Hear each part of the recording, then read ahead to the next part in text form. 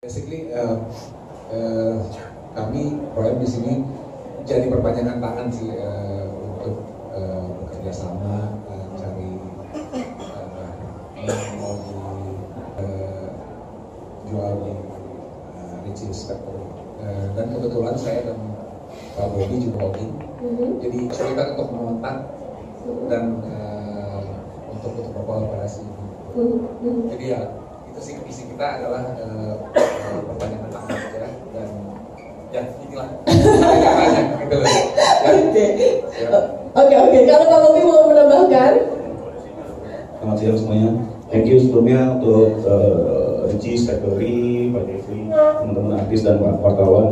Ya melanjutkan dari Pak Jeffrey bahwa emang di sini kan Ricis ini kan market kalau menurut pribadi ya, market anak-anak muda ya, yang gelo-gelo itu.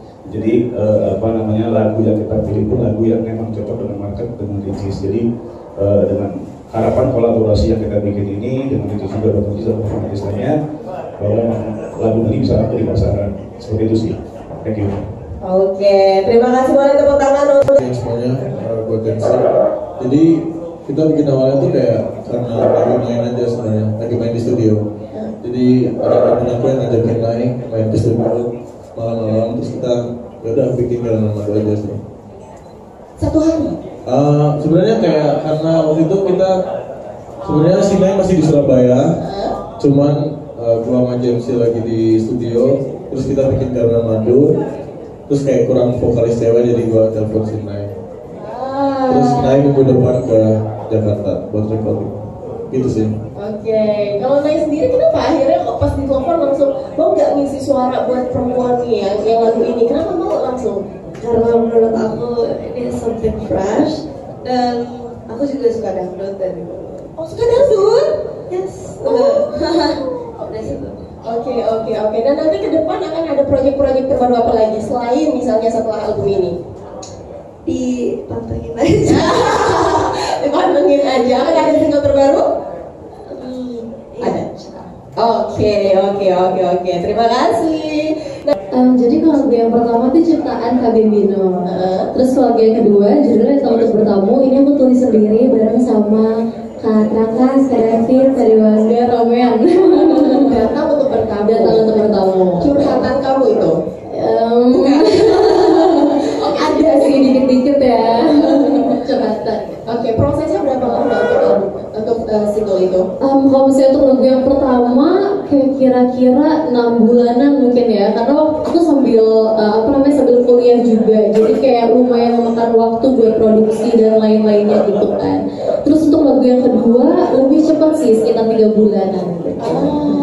Jadi justru karena itu personal juga, jadi lebih cepat juga ya? Mungkin ya. Oke. Dan gimana perasaannya ketika diajak akhirnya oleh Record, oleh Pro juga untuk terlibat dalam album ini, seperti apa sih perasaannya? Seneng banget, excited banget. Soalnya kayak ngelihat teman-teman semuanya di sini juga lagunya keren banget.